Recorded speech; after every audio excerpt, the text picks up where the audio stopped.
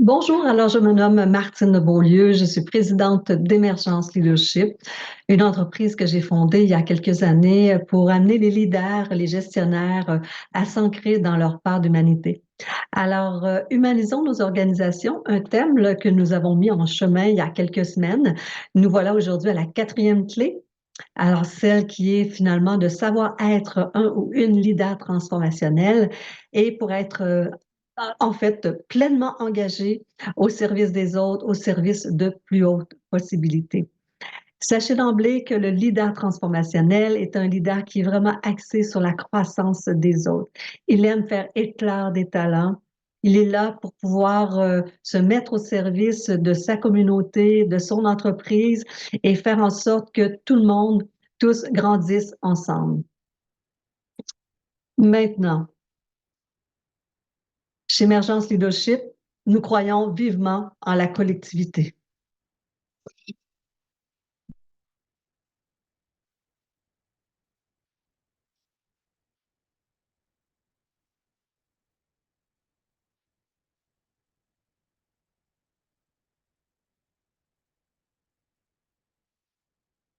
Alors, nos slogans qui sont Seul on est intelligent, collectivement on devient brillant, l'art de diriger humainement, sont des thèmes qui sont vraiment des thèmes phares au cœur de notre accompagnement en coaching exécutif, en coaching collaboratif, en coaching individuel. Alors, le leader transformationnel est un leader qui est vraiment préoccupé par sa propre transformation. Il aime imaginer sa transformation à un plus haut niveau de potentialité. Alors, c'est ce qui fait qu'il se met rapidement au service de ceux qui veulent grandir et explorer leur propre potentiel. On dit que ces leaders sont dotés de 6 compétences émotionnelles, voire plus, et qu'ils seraient beaucoup plus efficaces que leurs collègues dépourvus de ces capacités.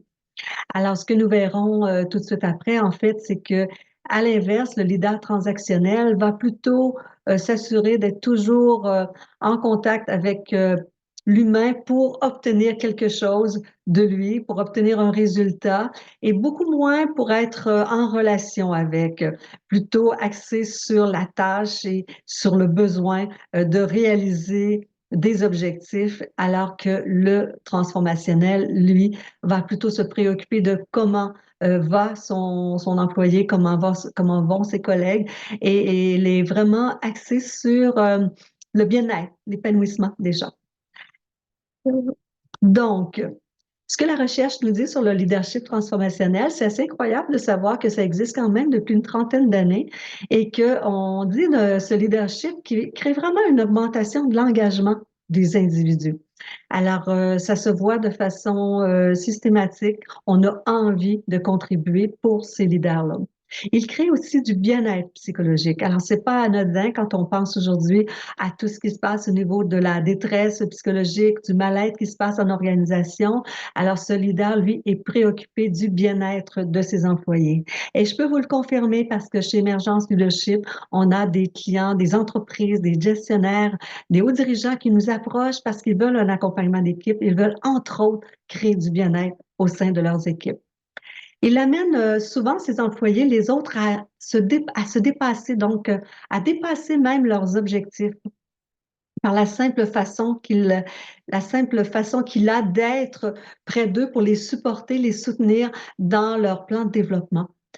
Alors, on dit aussi qu'ils transforment littéralement leurs employés en de véritables leaders. Dans le fond, ils ont la préoccupation de créer d'autres leaders. Donc, il n'y a pas juste suivez-moi, regardez-moi, moi je sais, donc c'est tout à fait très différent. Celui-ci va plutôt mettre les autres en avant-plan. Il va souhaiter qu'ils développent leur force de leadership, leur capacité d'influence et d'impact auprès des autres. Alors, tout ça de façon très positive et constructive. Ils ont une vision d'excellence, hein. Ils créent dans l'alliage d'une culture de succès avec la stratégie de l'organisation quelque chose qui va vraiment donner de l'alignement, pardon, de la cohérence, et ils souhaitent vraiment prêcher par l'exemple. Alors, c'est ce qu'on voit chez ce type de leadership. Et bien sûr, ils souhaitent laisser une empreinte. Alors, si je vous demandais aujourd'hui, par exemple, qui dans le passé a laissé chez vous une empreinte remarquable? Et qu'aujourd'hui, par exemple, cette empreinte est encore présente en vous. Qui est cette personne, cet homme ou cette femme qui vous a poussé à aller plus loin, à vous amener à quelque chose de vous-même dont vous ne vous pensiez pas peut-être capable de réaliser.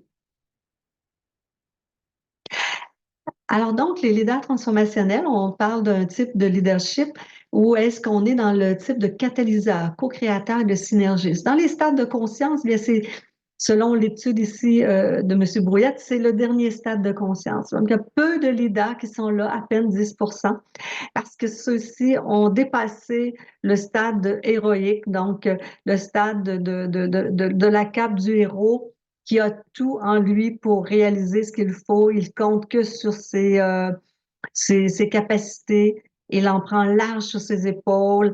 Il veut que les autres fassent de même, la même façon que lui, de la même façon dont lui fait les choses. Il convainc, persuade qu'il faut absolument aller là, alors que l'autre va plutôt influencer par l'exemple. Il va plutôt vouloir avoir un impact chez les autres en leur donnant le goût, en semant chez eux de l'intérêt et en les stimulant beaucoup. De fait, chez Emergence, on a développé le cercle de résonance du leader transformationnel depuis déjà plusieurs années en mettant en perspective les différentes capacités, compétences émotionnelles que la recherche nous a présentées, donc dans le fond, que la recherche nous présente, c'est-à-dire, alors on a ici 7 grandes compétences. Alors, la compétence du charisme et de l'humanisme que portent ces leaders, la maîtrise de soi, ils sont vraiment dans une capacité de bien se maîtriser. Ils ont une considération pour les autres qui est vraiment très importante, la considération individualisée. La stimulation intellectuelle est fort importante chez eux aussi, la capacité qu'ils ont de semer chez les autres euh, la curiosité, le goût du dépassement. Ils ont une vision inspirationnelle qui amène à voir dans le futur, à voir de plus hautes possibilités, à rêver, à imaginer un monde différent, pardon, à imaginer aussi des concepts, des façons de faire, des processus qui peuvent changer vraiment le cours de leurs activités au quotidien. Leur influence est de type idéalisé, donc ils sont vraiment là pour susciter l'admiration, mais l'admiration par l'exemple. Comme je disais tantôt, ils prêchent par l'exemple. Et ils ont enfin un très haut niveau de conscience et de connaissance de soi, qui est la compétence première à avoir en quotient émotionnel, parce qu'à partir du moment où on est plus conscient de soi, qu'on se connaît mieux, bien, il est possible aussi de toujours trouver une source d'amélioration possible chez soi. Donc, non pas pour se voir comme étant toujours imparfait et inadéquat, mais plutôt pour améliorer constamment leur comportement. Alors, on parle ici d'un leader qui a vraiment un bel équilibre à l'intérieur de lui. On parle d'un équilibre holistique. Il y a une présence à son self, donc il est toujours au cœur de son authenticité. Elle avance toujours dans ce chemin-là. Et de fait, on lui reconnaît comme ayant un haut niveau d'énergie également, de cohérence et d'harmonie à l'intérieur de lui-même. Alors, ce qui fait que c'est un être qui est quand même beaucoup plus libre intérieurement, moins de pensées qui l'empêchent de contribuer, d'aller de l'avant. Donc, ce qui fait qu'il se garde toujours plus libre par cette capacité à être, à donner du sens à ce qu'il fait, à rester plus agile et créatif. Donc, au cœur de cet être-là, et vous savez, je dis au cœur de cet être-là, c'est pas seulement en leadership. On peut avoir des personnes qui sont des employés qui ont ce profil de leader transformationnel.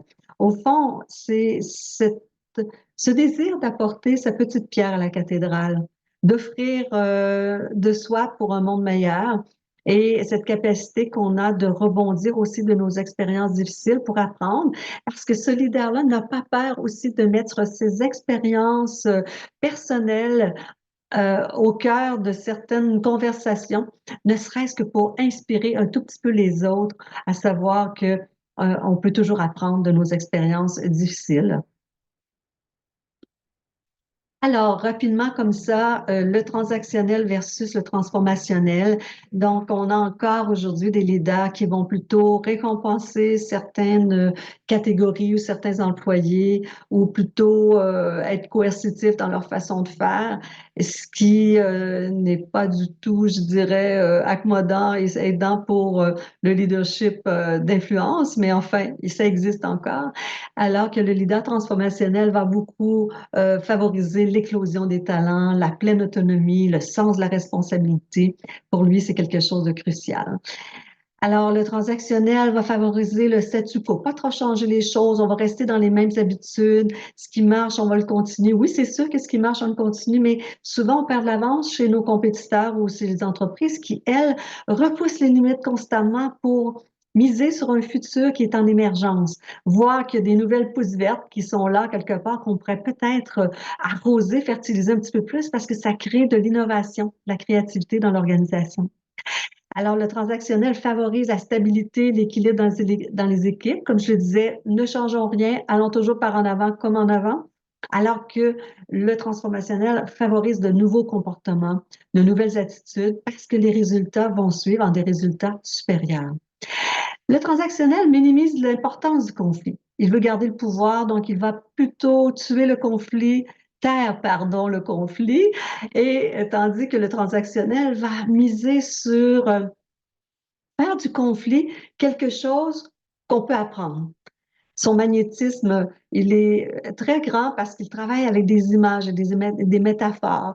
Donc, il amène petit à petit les gens à voir que le conflit ou les difficultés qu'on a dans certains projets, ben, ça peut être juste une source d'opportunité pour faire différent. Alors, le transactionnel aime contrôler, résoudre les problèmes, être vraiment dans la rationalité, alors que le transformationnel va plutôt avoir une très grande écoute. Libérer de la confiance, voire même laisser quelqu'un aller, peut-être aller chercher un petit échec pour pouvoir apprendre de ça, pour le laisser aller, travailler beaucoup plus avec son instinct. Enfin, le transactionnel est vraiment centré sur la tâche. Il met sa personne au devant. Il aime être sur le podium. Il aime s'attribuer les mérites. Tout à fait l'inverse du transformationnel qui, lui, va plutôt aller vers la reconnaissance des autres constamment, mettre en valeur les autres et même rendre les résultats euh, en mentionnant que ça vient des collaborateurs et non pas de lui. Donc, en somme, le leader transformationnel va plutôt influencer avant les résultats. Même s'il atteint des résultats supérieurs, vous savez, l'influence pour lui est avant tout. Et l'effet qu'il laisse chez les autres, ben, c'est quelque chose qui marque une empreinte où on se souviendra de lui pendant très longtemps. En fait, qui sont ces leaders transformationnels? Alors, on en a en organisation qui ont ce désir vraiment de mener leur barque avec des équipes qui vont pouvoir se développer. On leur donne des moyens, on leur donne de l'accompagnement, on leur offre des ateliers, on leur offre du coaching, on leur offre aussi de la formation. Et surtout, on agit par l'exemple. On donne l'exemple parce que Einstein nous disait que c'est le seul moyen de pouvoir influencer, c'est de travailler par l'exemplarité. Alors, ces leaders ont cette notion d'exemplarité, de céder le pouvoir aux autres, de travailler avec des visions qui sont partagées, un pouvoir partagé. Et ils sont des leaders qui savent bien décider parce que décider pour eux, c'est bien décider pour eux, c'est de mettre le focus sur l'essentiel. Et l'essentiel, c'est souvent donner vraiment aux autres les moyens de se développer pour concrétiser leurs projets d'avenir, pour se réaliser en organisation, pour atteindre des objectifs plus grands que soi, plus grands qu'eux. Et enfin, ce sont des personnes aussi qui sont très généreuses, qui vont souvent être portées vers le bénévolat, la philanthropie, en dehors même de leur travail. Ils sont vraiment de grands inspirateurs, de grandes sources d'inspiration pour nous. On en a plusieurs on peut regarder dans les entreprises ou même à côté de nous, même dans les entreprises à caractère communautaire. Donc, partout alentour de nous, on a des personnes comme ça qui aiment transformer, apporter quelque chose pour qu'on ait une société meilleure. Alors, si vous avez aimé, sachez que nous offrons la semaine prochaine, déjà le 7 mai, c'est-à-dire le prochain webinaire, le 5e, Briller inspiré pour libérer le potentiel humain puis atteindre l'excellence et le mieux-être. Donc, ce sera un nouveau webinaire pour vous, le 5e. Et enfin, savoir, par exemple, que si vous avez envie d'ateliers expérientiels, de séminaires, de co-création, de coaching collaboratif, coaching individuel, on a une belle équipe pour vous offrir tout ça. Et des cercles de leadership aussi pour amener en cercle de pairs vraiment un beau réseau d'entraide dans votre organisation, dans votre milieu. Alors, vos commentaires, vos témoignages me seront très précieux. N'hésitez pas à m'écrire, à me donner vos feedbacks et d'appréciation ou de points d'amélioration. Alors pour moi, c'est un acte très naturel, par exemple, de redonner ce que nous avons appris, pratiqué, exploré avec de nombreux gestionnaires et clients. Merci de m'avoir écouté. Au revoir.